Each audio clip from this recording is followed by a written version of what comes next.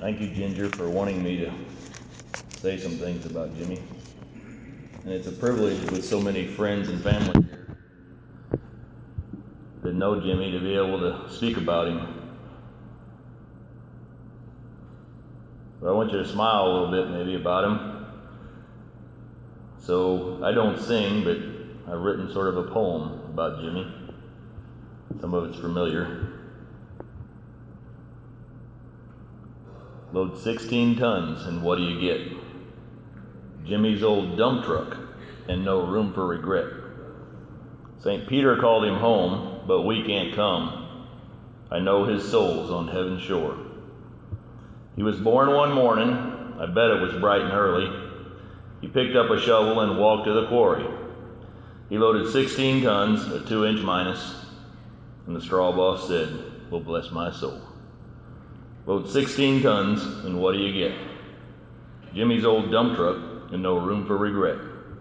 St. Peter called him home, but we can't come. I know his soul's on heaven's shore. Some say man is made out of mud. Jimmy was made out of muscle and blood. Muscle and blood and skin and bones. A heart so big and a back so strong. Load 16 tons, and what do you get? Jimmy's old dump truck, and no room for regret. St. Peter called him home, but we can't come. I know his soul's at heaven's door. It's people like Jimmy Meyer, who I and we call a friend, that makes the word friend a noble term. Jimmy was a strong, good, big-hearted man. I was asked by Ginger to speak about Jimmy. The reason I want to speak about him is because I want to stand up always, and I want everyone to always be there for all the good people we all know and that we all know make up our families and our groups of friends and our communities and our country. I won't sit by and be silent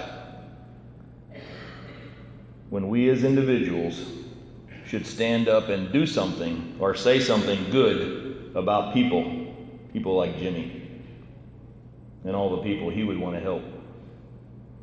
Like the original version of that song says, if stopping good is anyone's plan, they better step aside.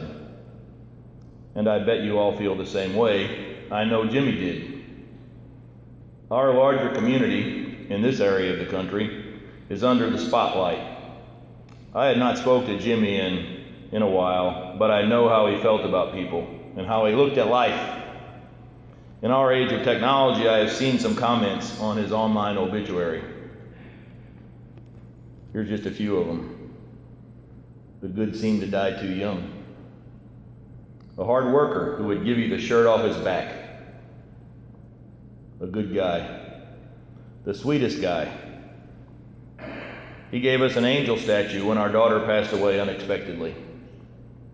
The best. Gone too early. I remember riding dirt bikes together at Flat River. I'm sure the post will continue, as they should. We now have Jimmy up there in heaven helping us pray, along with the saints, praying that men and women and children will help each other and treat each other like Jimmy would have if he were still here, like we ourselves would want to be treated, and give us and receive and help us like the way we need. We all know from where and from who that golden rule comes. We are in his house now. Jimmy was interested in working hard. If you were never on a job with him, then I want to be very clear that I mean working really hard. And not just that, I also mean he was doing it very good. I like to say good instead of doing it well. Well is too highfalutin for me, and it's too highfalutin for Jimmy. And for probably a lot of you, all of you here too, considering where many of you went to high school, as I did, I always say I never graduated when people ask me where I go to school, and I get a funny look and they laugh. Maybe like Jimmy might laugh if he were being silly too, because he always wanted to be there, whether it was working hard and getting through life, or laughing. He was a people's kind of man. He was a man's man. He was a gentleman as well as a gentleman. I would hire Jimmy, like lots of you would, I'm sure. Sometimes he refused to take money. But I would hire him when I was working on something or building a house. Several times, that was on the edge of a cliff, literally. My dad and anyone else in construction can tell you these same stories. Before I would go to my day job, I would meet Jimmy, say like at 5:30 a.m., at which time he would already have his dump truck loaded with dirt or gravel, which he probably did the night before, probably just before dark, when his previous 14-hour day was finished, and right before he ate and went to bed, I imagine. And then we met at sunrise, ready to work for 3 hours before I might go sit in the air conditioning and work while he finished up working all day on that bobcat or that dump truck. Jimmy was so good on that tractor. He knew it was God's good, beautiful earth that he was digging and moving around. And man, was he always moving and digging around.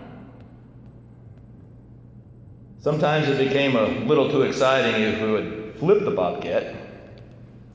Some of you have seen that, I'm sure. I have. Or stop and start so quickly that he would pop wheelies.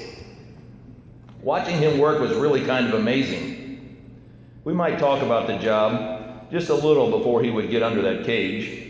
And then the only thing we had to do to communicate and for him to understand exactly what was needed to be done was to watch each other's face or eyes, or watch my hands pointing to an area, or nod my head, and he knew how much to take off to make the water drain away from the house or away from that area of the yard so it wouldn't mess up the foundation or the drain tile.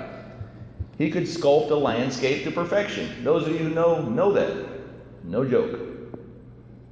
No offense to anyone else, but few will match his prowess on a bobcat. Now, you may wonder why I tell that story. Well, I thought this simple story about Jimmy and his work is a perfect example to follow, to live a good life, because it tells us this: keep moving, keep working, work hard, listen closely, and follow direction, and then you will be good. Not just in your actions, but in your heart and in your intentions, even as seen by others. Like Jimmy, even when we are not perfect, he did that not only on the job, but in his personal life and with his family. I believe his love for his family, Ginger and Brianna, was so strong that he also saw it as his job to make sure his love was clear. And I think, and I believe, they'll tell you he did a great job of it.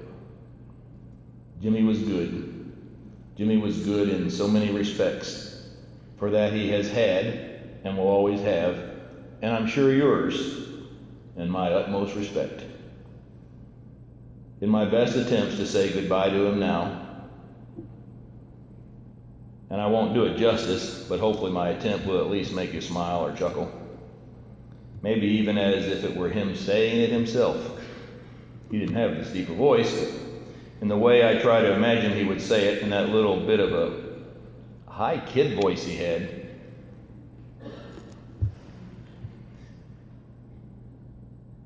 Okay, we'll see you later, Jimmy.